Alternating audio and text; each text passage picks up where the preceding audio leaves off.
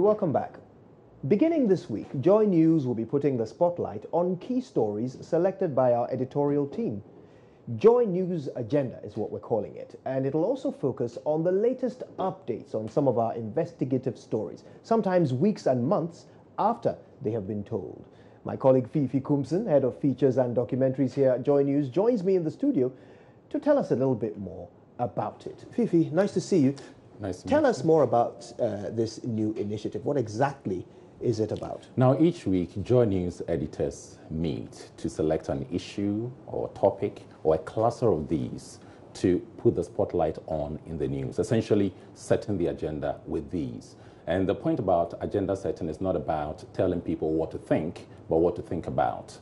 We did a number of stories, essentially documentary stories. Kwitinate has been on these beats, telling us stories about Bole, the rebels who had taken over a large swath of land and terrorizing residents digging for gold. We also did a story about DKT International, this pharmaceutical giant importing fake abortion drugs into the country. We've also done the story about the BNI and the PURC, the BNI inviting some 20 workers there at the PURC to interrogate them on alleged financial malfeasance there at the PURC.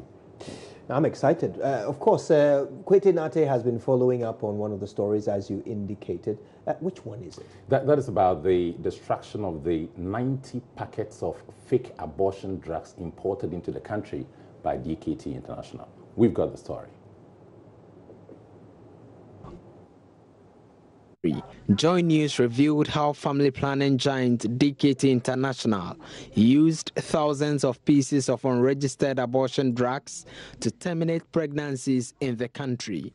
The drugs, misoprostol and mifeprostol, were part of a shipment of about 90,000 packets brought into the country with the assistance of Nigerian and Swiss drug dealers.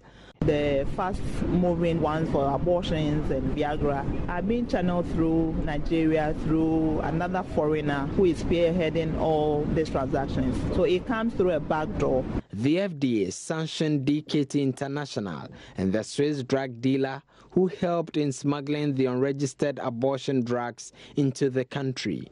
On 23 January 2017, the Food and Drugs Authority confirmed payment of a 50,000 cedi fine imposed on the Swiss national. What is left outstanding now is the destruction of the drug. But DKT paid before the year ended and the Swiss national paid after the holidays. DKT International Country Director Kevin Hudson was recalled by the headquarters in Washington, D.C. following the expose.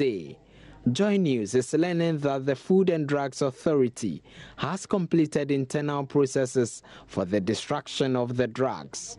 Thomas Amedro is head of the Drug Enforcement Department at the FDA. Under the Public Health Act, we are supposed to supervise the disposal of any unwanted, expired, or unwholesome medical product. And so after this issue with the DKT, we wrote and recommended that the product should be disposed of under the supervision of the Food and Drugs Authority. But we are going through our own internal arrangements for that disposal because we need to get approval from our own management to provide logistics so that we can do the disposal. That approval has been given already. So now we need to write officially to the police for the release of the products. Then they can also be in attendance so that they will watch the proper disposal of the products. According to the WHO and all standard regulatory practices worldwide, products that you seize or detain should be kept under the recommended storage conditions until such time that you took a decision on their fate or you decided to dispose of them finally.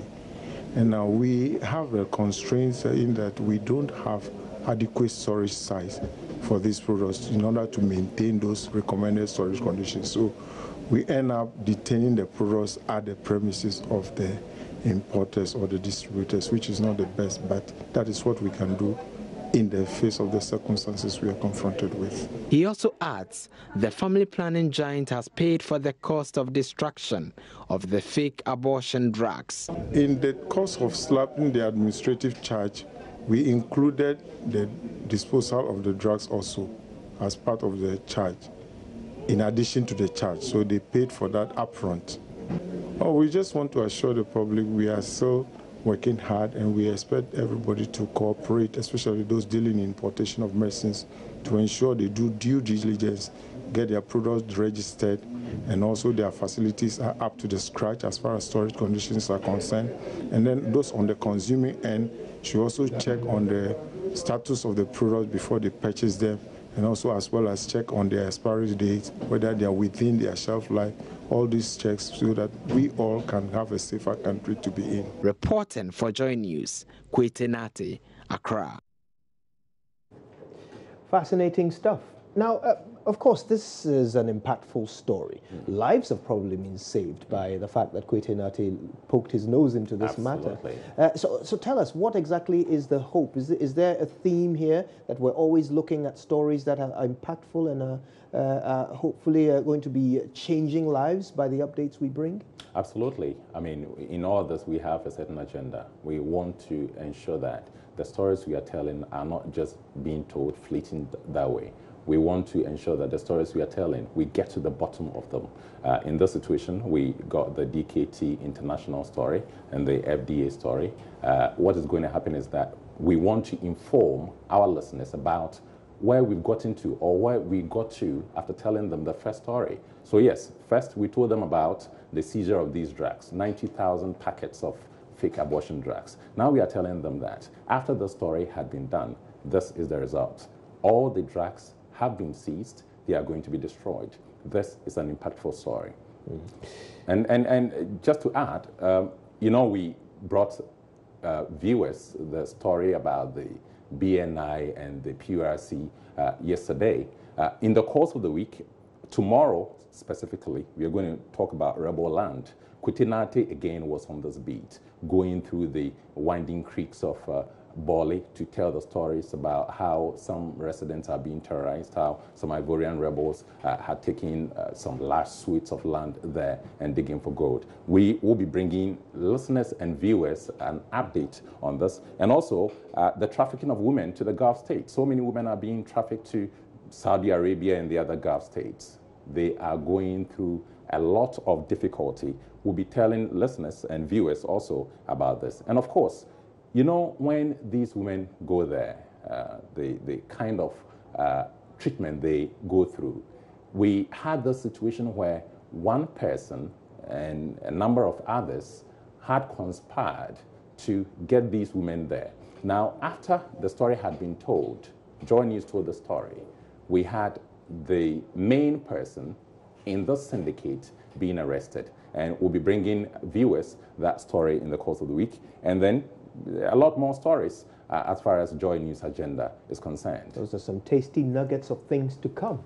The Joy News agenda, yet another creation of the Joy News team here. Make sure you don't miss a moment of it. Fifi Kumson, thank you so much for joining us. Thank you. Right, now the Ghana Water Company has unveiled a new technology, the On-Site Electronic Communicator, or OSEC, to help in the disinfection of water bodies. Now, the technology, which will be piloted at the Waja and Pong districts, will include training of personnel every 2 years in Germany, according to Michael Kwesi-Amwedu, Senior Project Engineer at Intermec Ghana Limited. The technology will replace chlorine gas, which is usually hazardous.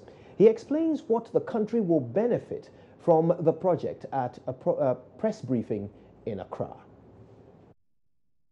It is coming to replace the use of chlorine gas, which we all know that is very hazardous on our treatment plants. And secondly, it's also coming to save Ghana Water a lot of spare cash, which they can use to do a lot of things within their system. Then for the economy of this country, Ghana, what it does is that we are now going to use locally produced raw material to do our water treatment without having to take our city to the Bank of Ghana to change them into dollars, send it to India to go and give it to them, create jobs for them. That job is now going to be created in Ghana here, because in West Africa, it's Senegal and Ghana that produces salt in measurable quantities. And this device there, for every 1 kilogram of chlorine that it generates, you need 3 kilograms of salt. So when you take a typical plant that uses 20 kilograms of chlorine gas per hour, what it means is that you need about 60 kilograms of salt every hour. So you can imagine the job. And these plants, they work 24 hours. Managing Director of the Ghana Water Company Limited, Dr. Clifford Brymer, urged Ghanaians to appreciate the technology since it's in the interest of the country. He further appealed to the public to collectively help in reporting all who engage in illegal water connection. We are just looking at the upstream aspect. That's what we are discussing here. But downstream, there are a lot of businesses that can come out. For example, Ghana Water Company produces water and we sell it to consumers 5 cedis, 7 pesos per cubic meter. We buy this one 1 cedi per 500 mils. It tells you that per cubic meter is 2,000 Ghana cedis. This is just taking water from Ghana Water Company and just add value to it. And I'm sure the value they add is not up to the profit they make. Not close. Because we sell a cubic meter for 5 cedis, 7 pesos, and they are selling this for 1 cedi. And if you convert these 500 mils to cubic meter, it is 2,000. 2,000 Ghana cedis. As we are drinking here, you count. So we are all drinking 2,000 cedis per cubic meter as we sit here. And that's the kind of effect we want to have. We produce the water, get the salt, then the downstream there are a lot of businesses that will come. Burkina Faso will take the raw salt from Ghana. The businessmen have come in to ensure that they treat the salt to the quality the machine will take. It has created job for the people. I don't see why Ghanaians cannot do that. So there are a lot of things that will come out of what we are going to do. But we will ensure that at the end of it, the analysis will point to the fact that we are going to benefit. And that is where we can escalate it. If you realize we are going to be making losses, after the pilot, we thank them very much for trying. But that they can go somewhere. This is not the first one. The other technology that we are adopting to reduce costs. And once you get the costs down, everybody will benefit out of it.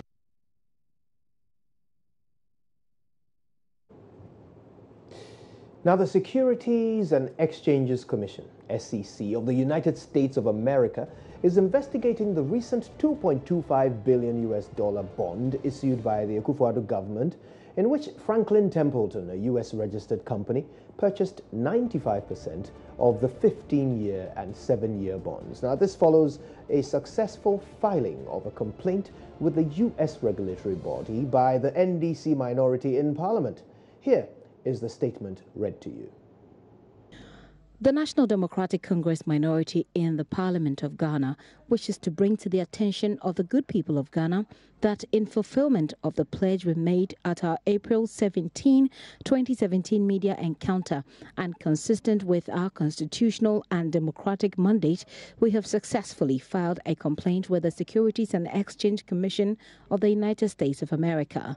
This will lead to the commencement of investigations by the U.S. regulatory body into the infamous $2.25 billion bond issuance in which a U.S. registered company, Franklin Templeton, purchased 95% of 15-year and 7-year bonds. The SEC will primarily be investigating suspected conflicts of interest and insider trading, which are violations of U.S. law by the Honorable Trevor G. Trevgun, who is a director of Franklin Templeton and a board chairman of Enterprise Group, a company owned and founded by the Finance Minister of Ghana, Honorable Ken Ofori-Atta. The minority's complaint was filed with the Enforcement Division of the SEC in Washington, D.C. on 1st May 2017 by our ranking member on Parliament's Foreign Affairs Committee, Honorable Samuel Okudzeto-Ablakwa, on behalf of the minority. In a response, the SEC thanked the minority for the fruitful engagement and provided a reference number for the case as TCR 1493656314549. The minority also wishes to observe that note has been taken of the interest shown in this matter by the Ghana's Commission on Human Rights and Administrative Justice, SRAJ, after receiving a petition from a private citizen, and assures that the investigations being conducted by the United States regulatory body will not conflict nor undermine SRAJ's investigation. The minority takes this opportunity to re-emphasize our commitment and cooperation in assisting with both investigations in any way we can in the supreme national interest of Ghana and the United States of America. Signed, Honorable Haruna Idrisu, Minority Leader, on the 15th of May 2017. Now, Member of Parliament for North Tongue, Samuel Okudzeto-Ablakwa, who petitioned the Securities and Exchanges Commission of the United States on the recent $2.25 billion bond issued by the government, has been speaking to my colleague Araba Kumsin. We hold a view that there are lots of questions surrounding this whole transaction, and that is why we are asking the independent federal regulatory body, the Securities and Exchange Commission, to look into this matter and see to what extent U.S. law may have been violated or not, and whether ethical boundaries have been crossed in this matter. So that is primarily the substance of our petitions we have successfully filed with. And have you had any response from the U.S. Securities and Exchange Commission yet? Yes, we have had a response from them, an initial response. They communicated to us indicating that they consider our petition successfully filed. That is the terminology they use, that petition has been successfully filed. And they proceeded to give us a case reference number. The case reference number is TCR 1493656314549. They indicated to us that every successful filing gets a special case number, so that further communication on this matter, we need to reference this case number, and it is this case number that will give us updates and progress reports on how the investigations are going. So that's the point we are now. SRAJ is also, I believe, investigating this matter because a member of your party, Broja Jemfi, filed a petition with them. Is it to suggest that you have no faith that SRAJ can do a good job? Not at all. We have confidence in Ghanaian constitutional institutions, and we want to emphasize that. What SRAJ is investigating, our understanding is that they are looking at the conflict of interest as relates to Ghanaian law.